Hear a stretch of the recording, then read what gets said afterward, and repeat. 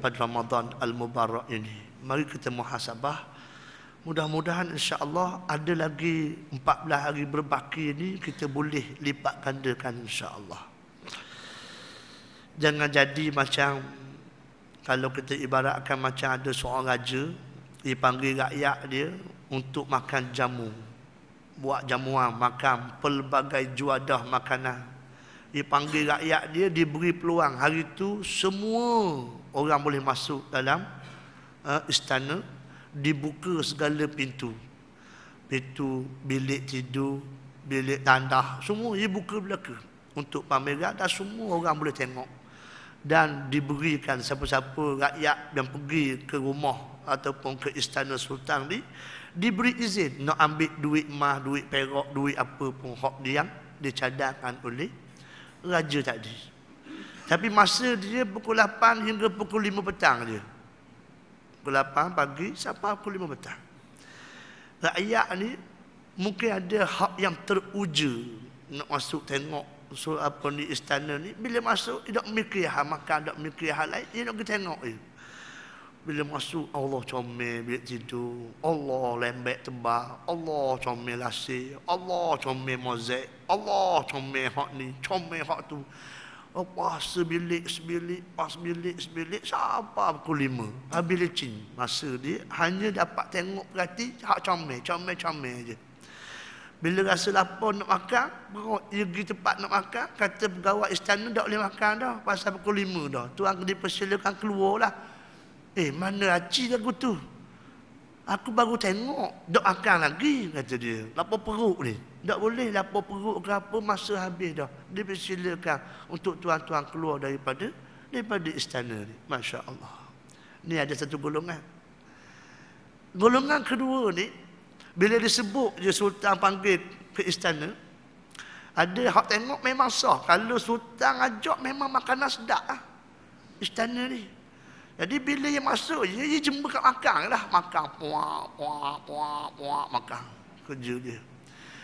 Tapi tak ada lah hak lainnya. Tak ada nak pergi ziarah, tak ada nak pergi ambil duit sebenarnya. Siapa habis pukul 5 petang, dia habis dengan makanan je. Tapi ada hak cerdik, masuk istana tu dia tak peduli makanan, tak peduli apa lah, tak mu lah. Kalau comel guna pun istana hari ni tengok, esok dia tengok dah. Betul kat makan pun biasa lah, kapung gitu juga. Hak pentingnya ambil duit, kata dia. Hak penting. Dia pandai, dia ambil guni, bawa guni dah, cadang 4-5 guni dah. Pro, isi duit mah, duit apa, duit perak, duit apa. Dia pun pikuk, mau balik, nyok balik. Ada apa hal lah. Jadi kita ni duduk belah mana? Masa Ramadan ni 14 hari dah habis ni. Kita duduk belah mana? Kita duduk cakap Ramadan ni hebat, lipat ganda amalan. Tapi beberapa kali khatam dah Quran. Sampai hari ni 15 Ramadan ni beberapa kali dah khatam Quran. Maknanya banyak mana dah sembahyang, banyak mana doa kita dengan Allah Subhanahu Taala. Banyak mana kita tolong dah sahabat-sahabat kita. Dia oleh kerana itu kita muhasabah insya-Allah. Masing-masing dah sekabarlah, masing-masing renung diri masing-masing. Baik, pada tengah hari yang terbatas ini, hamba pun rasa bertuah juga boleh jumpa tuan-tuan. Asal jadual hamba hari Jumaat kan, tapi tak boleh pasal ada demonstrasi Gaza. Arahan daripada pemuda pusat itu terpaksa buat di lead di Terengganu juga. Ialah nak guna kereta wira dan nak hari juga lepas Jumaat pun takut cabut tayar apa semua juga. Lepas tarawih baru mari sini.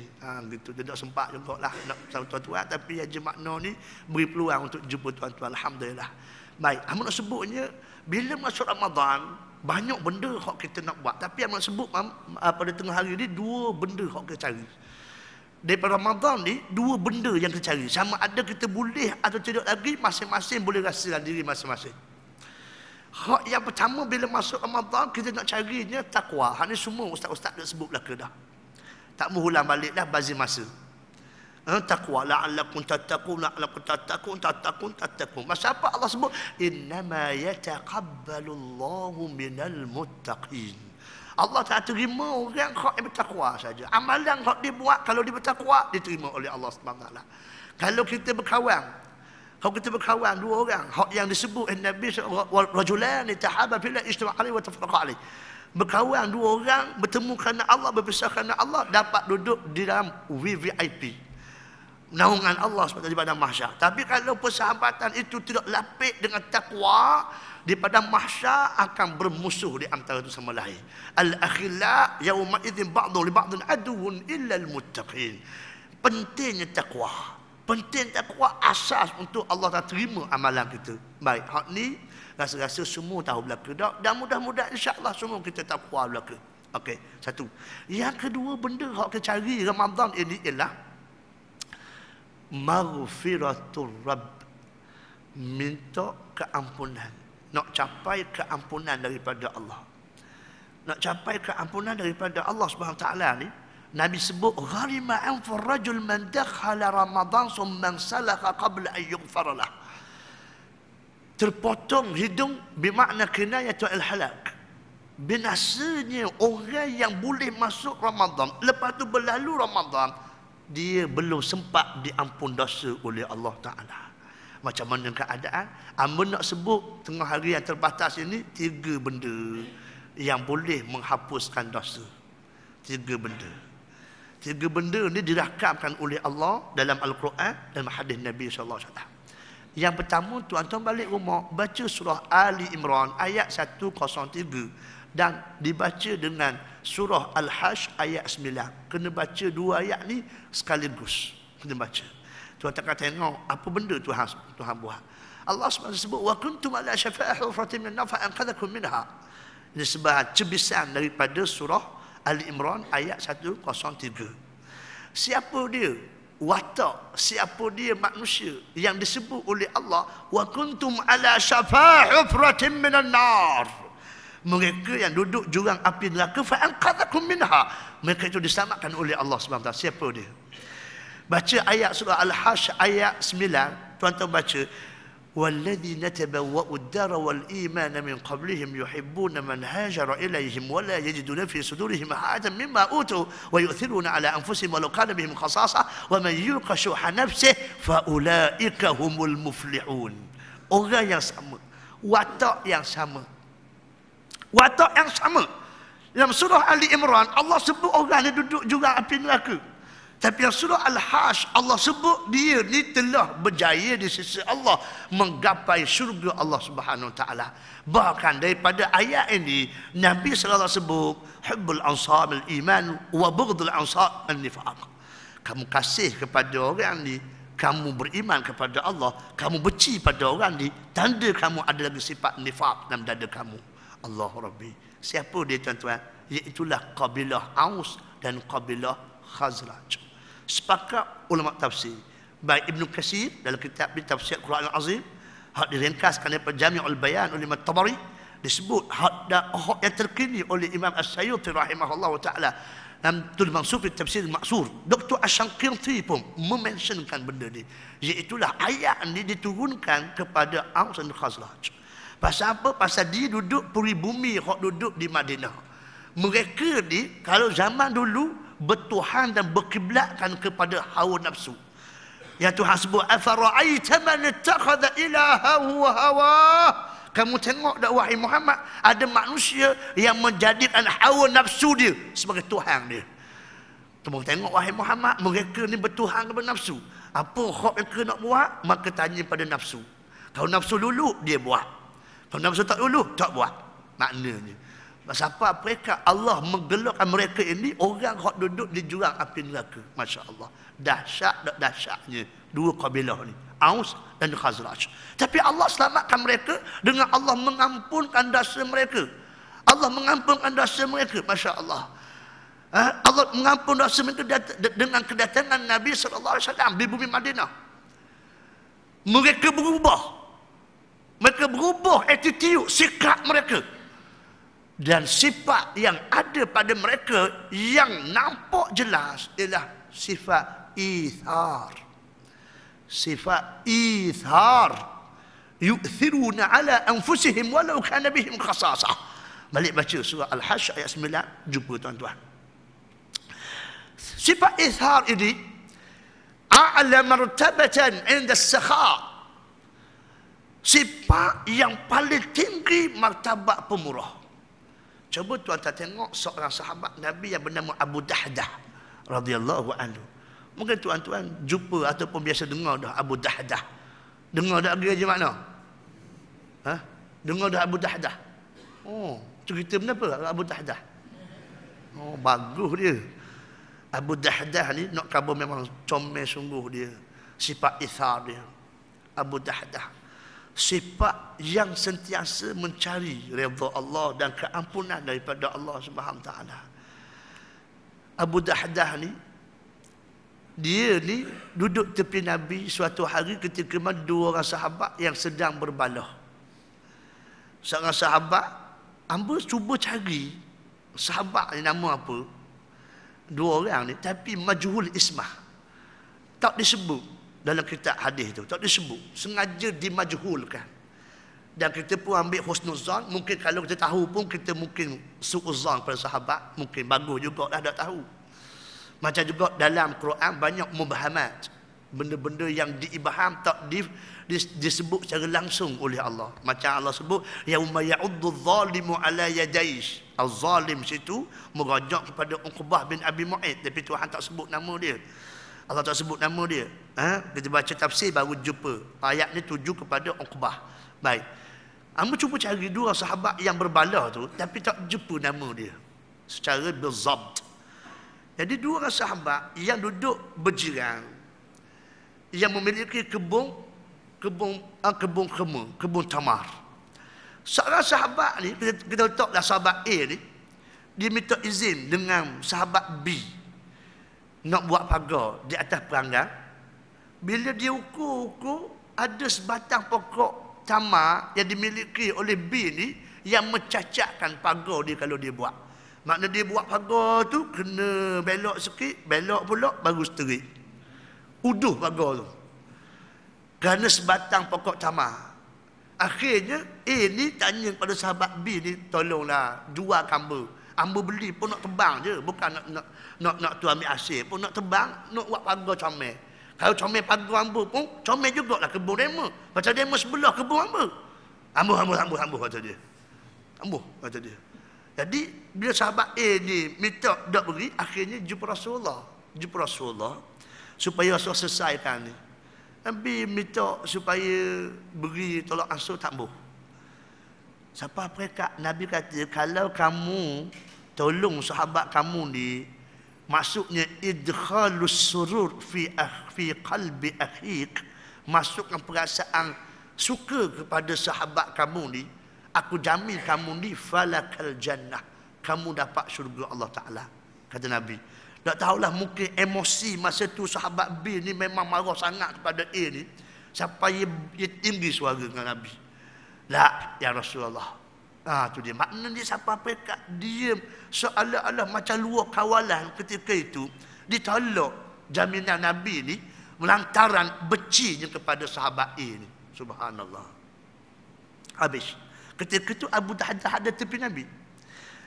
Bila dah selesai ni, Abu Dahdah pergi jumpa Rasulullah. Rasulullah, boleh tak kalau hamba dapat pujuk sahabat B ni, beri sebatang buah tamar, pokok tamar ni kepada A ni, ditukarkan dengan kebun tamar hamba yang ada 500 batang pokok khemah yang sudah keluar hasil, dan rumah hamba ada dalam tu Rasulullah.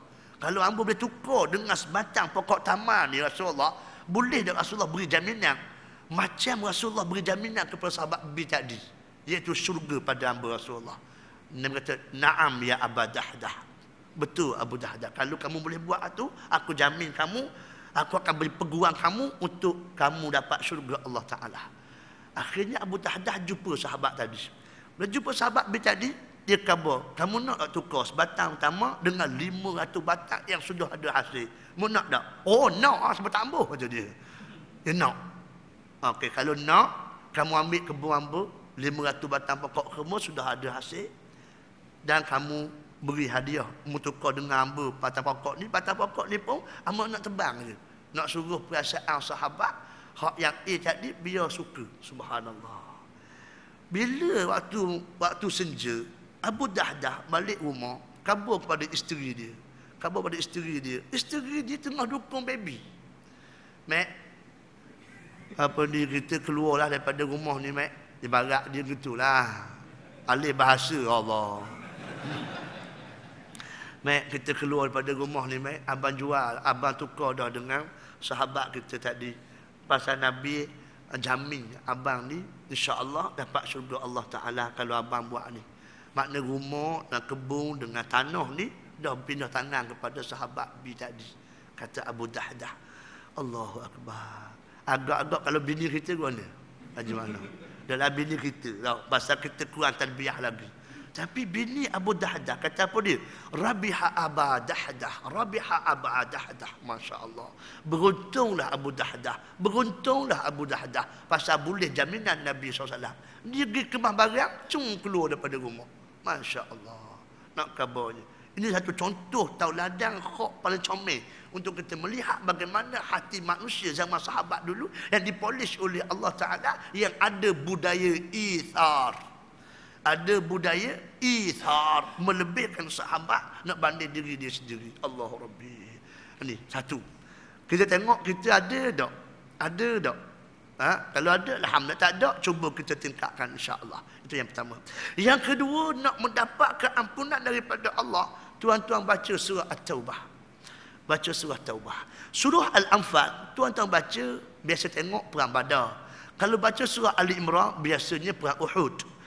Kalau tuan baca surah At-Taubah, kebiasaannya banyak disebut dalam perang Tabuk.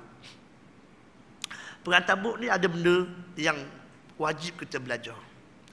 Tuan-tuan balik rumah baca kitab As-Sirah An-Nabawiyah Durusun wa Ibar oleh Dr. Musa Sibai. Yang kedua baca kitab Sirah An-Nabawiyah fi Daw'il Quran wa Sunnah oleh Dr. Muhammad Abu Syahbah, Profesor Azhar dulu.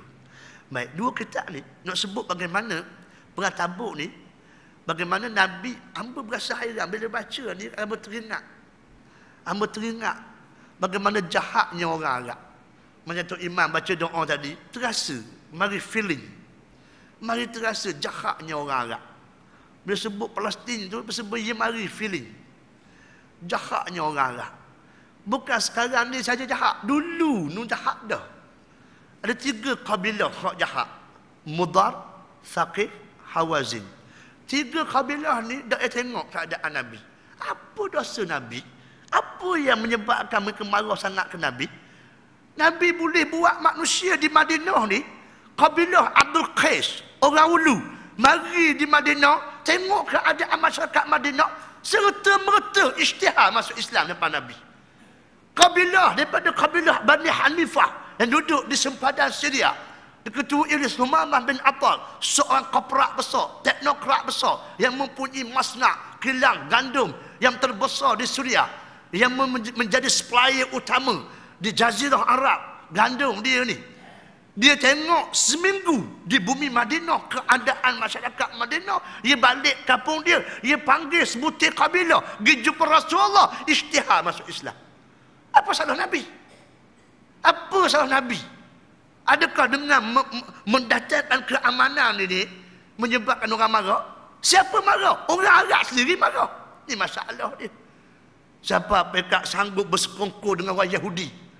Kemuncak dia, hasut orang Yahudi, hasut Huyai bin Akhtab An-Nadari supaya kecek, supaya bodek, supaya pujuk kabilah-kabilah Yahudi, supaya menggabungkan tenaga dengan puak-puak Mekah bersama dengan kabilah-kabilah Arab yang benci Nabi, membentuk pasukan Ahzab supaya jatuhkan Nabi, tapi tak berjaya. Siapa yang menyebabkan berlakunya perang Hunain? Kalau bukan Malik bin Auf, orang Arab. Subhanallah. Bila tak berjaya, mereka sanggup pergi jumpa dengan puak Rom, jumpa dengan Raja Herakl supaya jatuhkan kerajaan Nabi. Masya Allah. Kerajaan Herakl pun bila dia makan hasutan ni, dia bimbang juga kerajaan jatuh pun.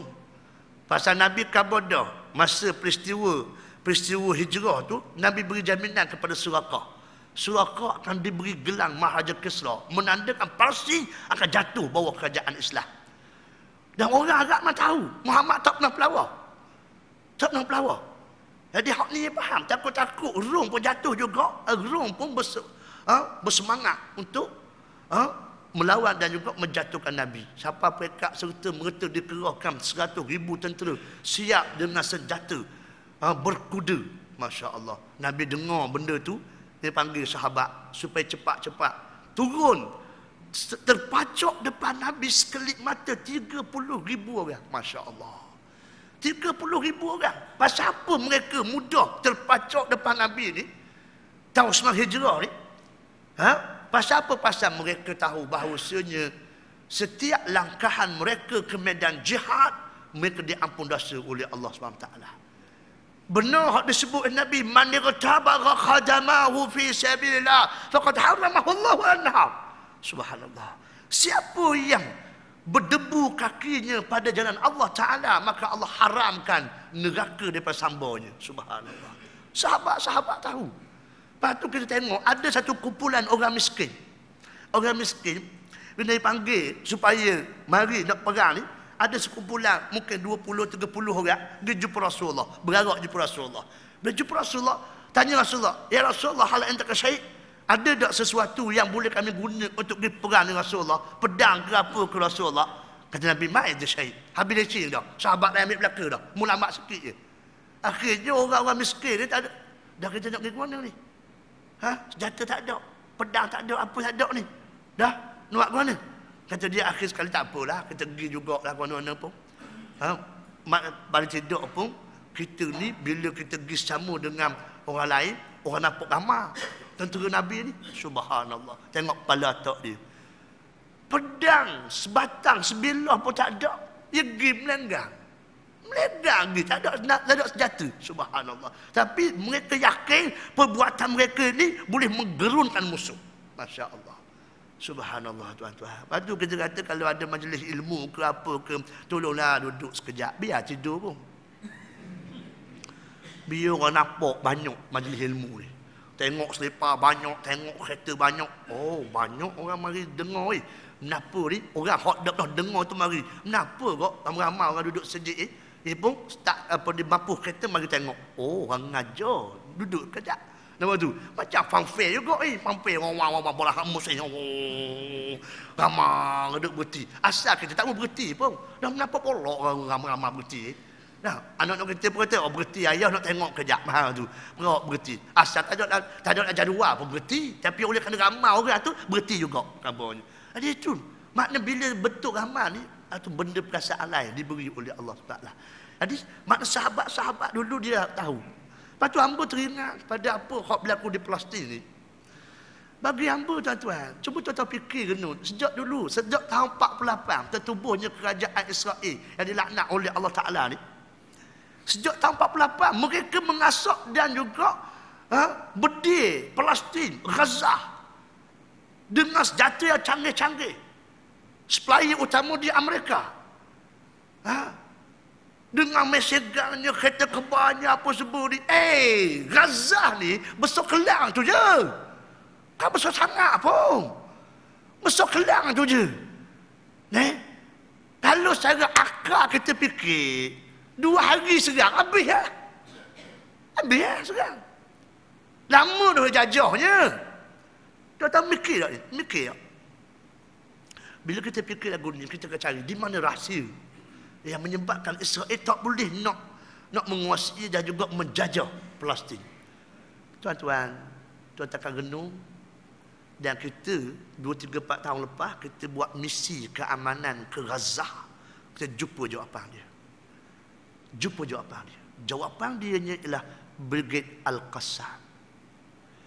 Brigade Al-Qassam. Hamas dipecah dua. Muqawamah Islamiyah ni dipecah dua. Yang pertamanya bentuk kebajikan untuk tarik masyarakat. Yang keduanya dia letak bawah Brigade Al-Qassam.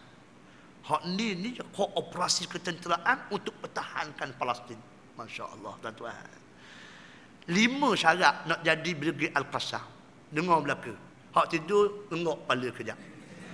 Kita minta daripada Allah SWT supaya 5 sifat ni biar ada pada kita insya-Allah. Biar kita menjadi benteng tempat mana kita duduk insya-Allah. Amba tengok memperhati sungguh dengan 5 sifat ni, hak amba tanya pada Orang yang duduk bersama Bilik Al-Qasam ni, ini kemuliaan yang Tuhan beri. Subhanallah. Bilik Al-Qasam ni hak menyebabkan Israel macam orang gila, naik sawah gila. Okay, Al-Qasam. Al-Qasam. Nak sebut dia. Apa yang hebat sangat Al-Qasam? Baik, yang pertama. Kita tanya wakil Al-Qasam hari tu Syekh Abdul Jalal nama dia. Syekh Abdul Jalal. Dia pegawai kerajaan. Waktu malam dia jadi Bilik Al-Qasam. Yang pertama syarat nak jadi Bilik Al-Qasam, kena sembahyang berjemaah 5 waktu. Demo alhamdulillah. Berjemaah dah alhamdulillah. Boleh dah tu, boleh dah alhamdulillah. Tapi takut Ramadan ni lah takut. Makna nak kabarnya, aku tidak akan sembahyang kecuali berjemaah di mana diazankan, insya-Allah. Ini nama.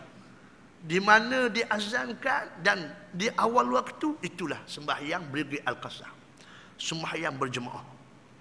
Ni yang pertama. Mudah je, syarat mudah je. Yang kedua, 30 juzuk Al-Quran ada.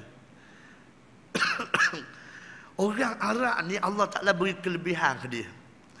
Budak-budak Palestin 6 bulan cuti sekolah, 6 bulan ni dia buat camp hafal Quran. 6 bulan ni boleh ingat 30 juzuk. Allah Rabbi. Anugerah Allah Ta'ala beri pada dia. Nak kata mana? Kita dia cakap nak hinggup kepala ngapa? Tukar sama. Tak kilung, yak kilung. Tak ngaya je tukar. Yak kilung, tak kilung, yak kilung, tak kilung.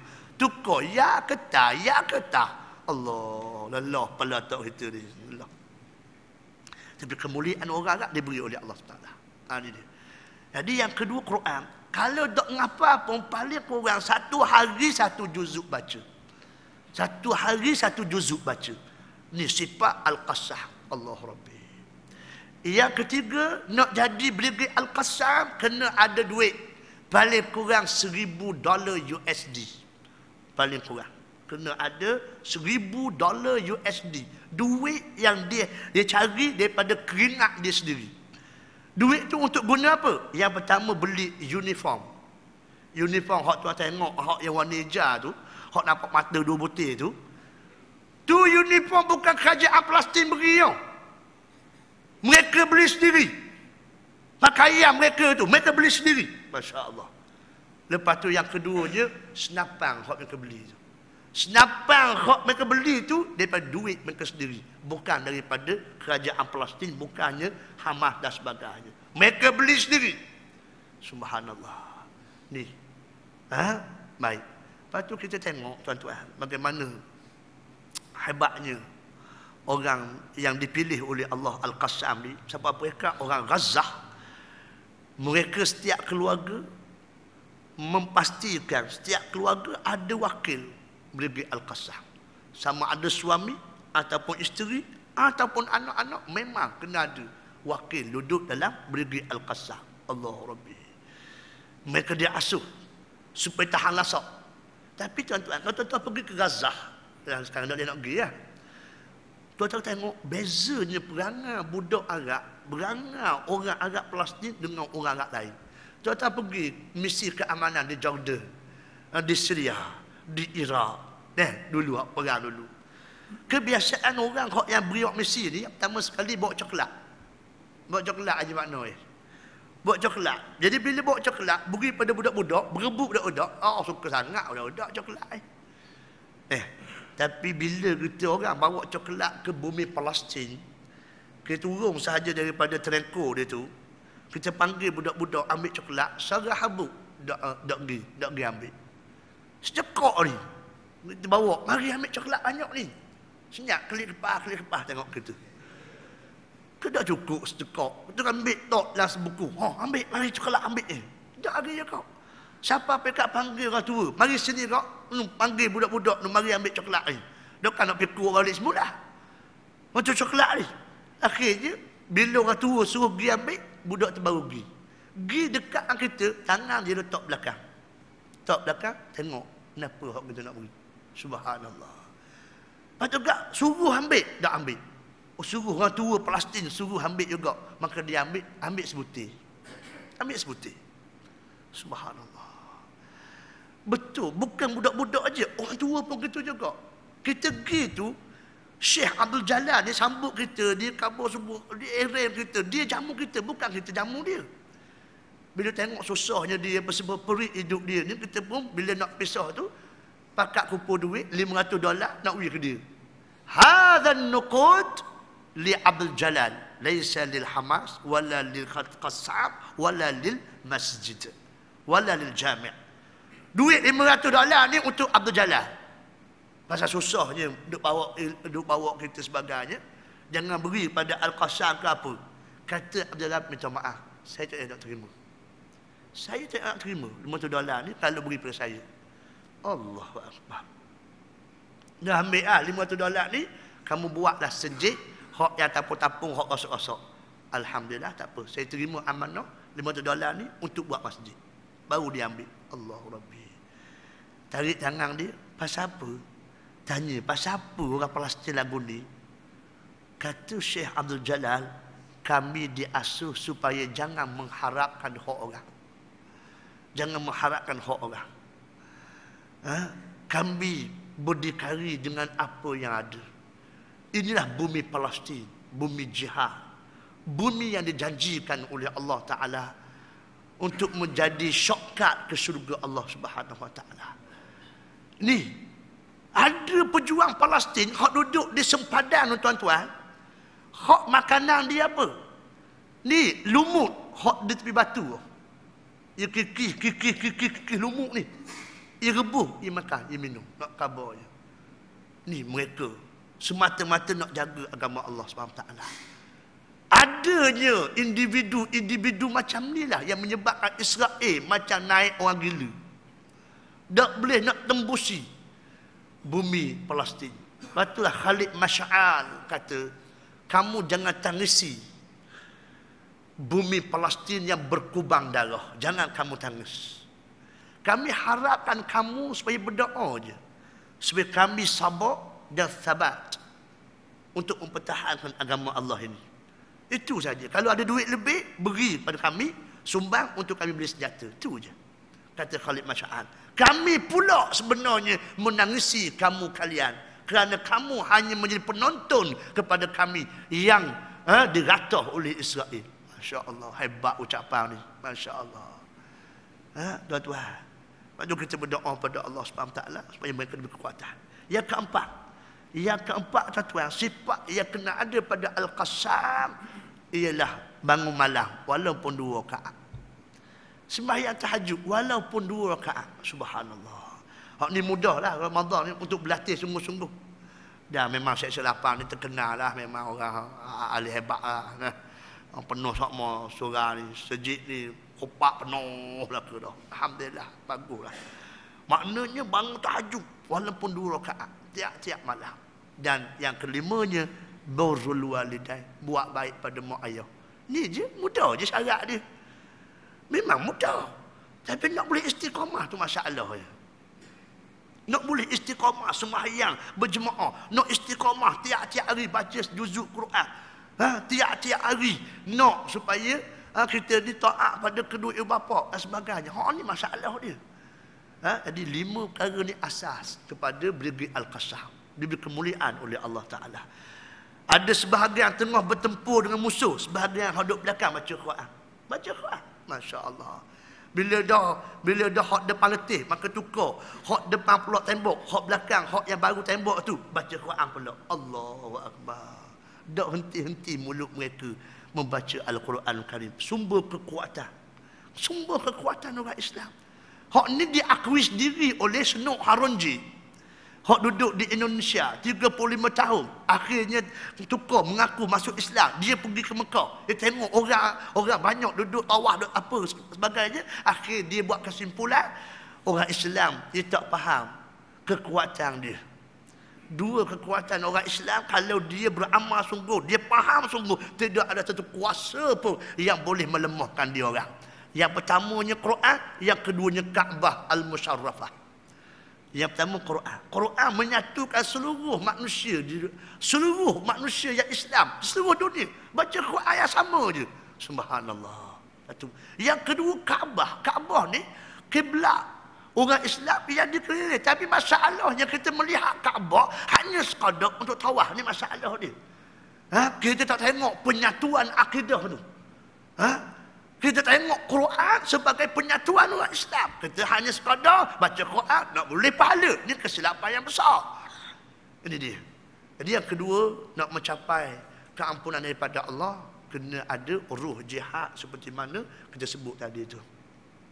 Balik baca surah Taubah, cerita 3 orang, Ka'ab bin Malik, Murrah bin Rabi', Hilal bin Umayyah tu, tuan-tuan tahu belaka dah. Yang ketiga, boleh yang ketiga, kena aliyah. Balik pun duduk anak perak lah. Duduk anak perak, makan pun tak boleh, minum pun tak boleh. Tapi takut nak nega. Nak nega ke? Orang nak nega, dia nega tak ada masalah. Nak siap-siap ke, amat Allah sikit abuk pun. Tapi nak minta sir, nak habis sikit dah. Haji Maknun kata 15 hingga 20 ni setengah jam lah. Boleh sikit ke? Sir dah, nak habis dah. Sir dah. Landing time ni. Itu dia. Yang ketiganya, nak dapat keampunan daripada Allah. Ingat tak peristiwa apa yang disebut oleh Nabi SAW mengenai ada kisah seorang Bani Israel hak bunuh orang 99 orang. Dia bunuh 99 orang. Dia tengok orang buat ibadat rajin sebagainya ni. Dia pun kata, mungkin bagus dia ni, banyak ilmu dia. Kena faham molek. Orang buat ibadat dengan orang yang berilmu lain. Beza. Kita naknya orang yang ibadat dan orang yang alim. Kita nak dua-dua. Kita tak ambuh orang ibadat saja, tak ambuh. Jadi orang buat ibadat, pas mayang, pas mayang ni. Jangan ingat bagus sangat. Mungkin dia pas mayang pasal masa muda banyak ditinggal semayang. Dia qada semayang. Jangan ingat bagus sangat. Nampak tak? Dia kena faham molek ni. Dia nak sebutnya, bila dia tengok orang tu banyak buat ibadat, dia pergi jumpa dia. Tuan, saya ni jahat, banyak dosa. 99 orang lah saya bunuh. Boleh tak lagi agak-agak Tuhan terima dosa saya? Banyak je dosamu, kata dia. Lapau bunuh pula. Cukup 100. Cukup 100. Pasal dia orang abid, orang yang buat ibadat, dia tak tahu cara nak tackle orang ni, nak jawab orang ni. Jadi bila dia dengar 99 orang bunuh, jahat benar dia ni. Jadi dia kata jahatmu dek, pelapau kena bunuh pula 100 orang. Dia mari lagi, nak rasa taubat. Dia cari, tengok-tengok ada orang ngajar. Orang yang ada ilmu. Ni pentingnya ada ilmu tuan-tuan. Ni pentingnya ada ilmu. Tapi tuan-tuan yang ada dianugerahkan oleh Allah, suka duduk majlis ilmu ni, Allah jaga sungguhlah nikmat ni. Jangan jadi macam orang asli. Kena ada orang asli. Orang asli ni hamba bertahu lah 2 bulan duduk kat orang asli. Pala atok makan Maggi biskut ke. Nak kabur 2 bulan duduk kat Sungai Luar Gua Musang. Betul sungguh payah orang asli nak berubah tak, sungguh payah. Kalau panggil surat memang kena buat makan. Kalau tak ada makan mapuh dia tak pergi. Sebut makan ada, pergi lah. Pergi. Allahu akbar, susah lah. Ada satu orang asli. Ustaz ni nak pergi keluar daripada kampung orang asli seminggu. Dia ada kerja di bandar. Dia khabar ke Tok Batin. Tok Batin, sepeninggalan hamba nak tinggal dah. Kejap seminggu kampung ni. Tok Batin kena pastikan anak buah semua sembahyang. Masuk waktu sembahyang, Tok Batin jadi Tok Imam. Tok Batin kata tak apalah Ustaz, kata dia. Tapi Tok Batin kena ingat sama, nak sembahyang tu kena ingat sama. Pasal memang orang asli dia begitu, dia punya pikat dia apa banyak mana. Mudah lupa. Mu kena ingat sama Tok Batin. Yang pertama, sebelum sembahyang kena bertusah. Yang kedua, jangan main. Yang ketiga, jangan cakap. Mu kena nasihat sama anak buah ni. Tak apa Ustaz, apa doanya ni 3 je kan. Bertusah, jangan cakap, jangan main. Okey, kata dia. Ustaz pun keluar pergi bandar. Masuk waktu. Dia pun dia Tok Imam. Dia Tok Imam tu dia suruh qomat, baik. Betul sah, dia. Kawan ni pun betul street gini, street tu. Dia pun tengok. Betul dah dia kata dia. Allahu akbar, Tok Batin punya pasal. Belajar dah habis lagi. Betul street ni. Betul dah. Munya cakap menyamai deh, kata Tok Batin. Mu ikut apa aku buat. Allahu akbar. Sembahyang Allahu akbar. Rakaat pertama comel lah teh. comel senyap ikut molek. Masuk rakaat kedua mula dah. Hak belakang cuit hak depan, pek cuit. Hak depan cuit hak depan lagi, pek. Siapa ketua imam? Pek cuit ketua imam. Kena dah.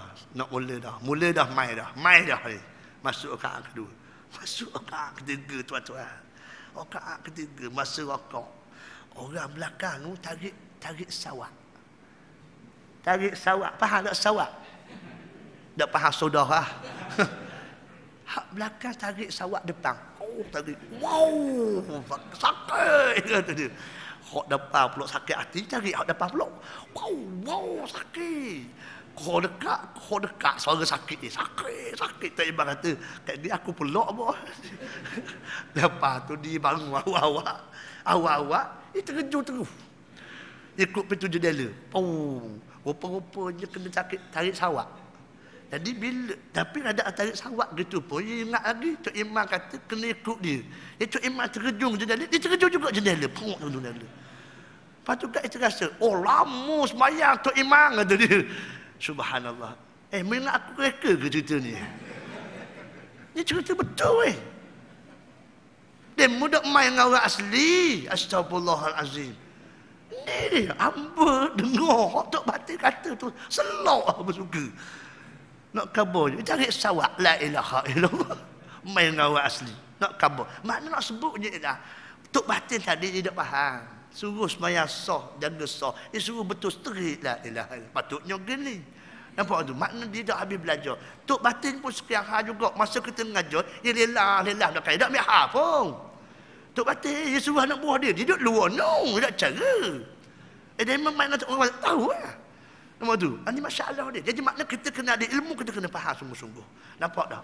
Jadi oleh kerana tu, bila orang yang 100 orang bunuh ni jumpa orang alim, dia kata, boleh tak tuan? Saya ni bunuh orang baru semalam. Cukup 100 orang. Saya rasa menyesal sangat. Boleh tak saya nak taubat? Tuhan terima tak saya? Lepas tu kata orang berilmu ni, tak ada masalah. Allah Ta'ala ghafiruz zam, qabilut taub. Allah Ta'ala ni pengampun dosa. Banyak dosa segunung sekalipun, Allah boleh ampun. Allah boleh ampun. Allah terima taubat. Tapi kalau kamu nak berubah, kamu dengan satu syarat, kamu kena berhijrah. Daripada kampung kamu kena pergi kampung seberang. Kampung seberang ni penduduk dia pala otak duk ingat akhirat, kehidupan dia berpandu pada akhirat. Tak balah, tak berdeki, tak apa. Tu dia. Akhirnya orang ni pun pergi jalan, siapa tengah jalan, habis nyawa. Dia ambil oleh Allah Ta'ala. Nak sebutnya ialah di antara yang mengundang keampunan Allah, environment. Suasana tempat kita duduk ni, kalau duduk di bawah bumbung payung Allah Ta'ala, hukum hakam Allah, maka insya-Allah penduduk itu mudah sangat diampun oleh Allah Ta'ala. Maka tanggungjawab kita lah. Tanggungjawab kita bukan tanggungjawab ustaz, tok imam saja, tidak, tapi tanggungjawab semua sekali untuk membentuk suasana hak yang betul-betul ikut agama Allah Subhanahu Taala.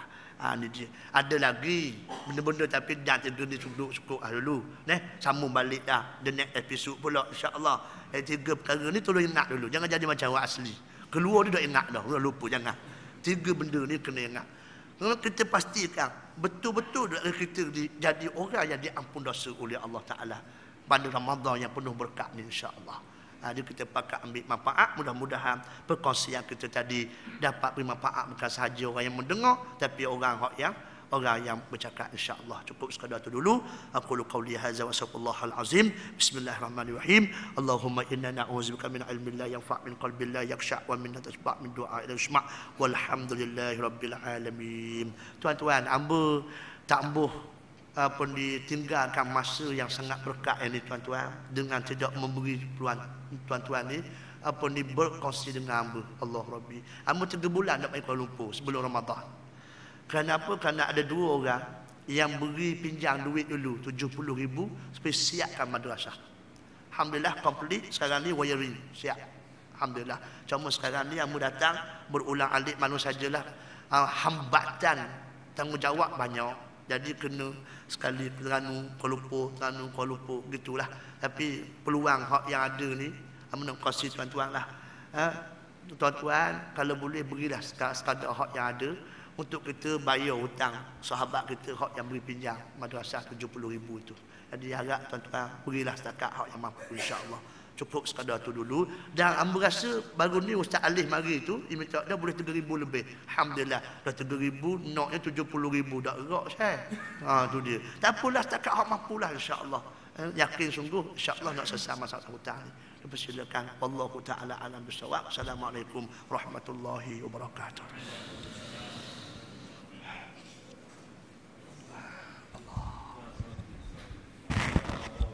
Assalamualaikum warahmatullahi wabarakatuh. Di belakang sana kita ada petang sejadah ya. Bagi siapa yang menolong ustaz dan usaha beliau menyelesaikan utang beliau ya, boleh buat demikian. Assalamualaikum warahmatullahi wabarakatuh. Dan malam ni kuliah tazkirah kita Ustaz Baru Amin dengan tajuk yang sama, memburu makrifah daripada Allah Taala, insya-Allah.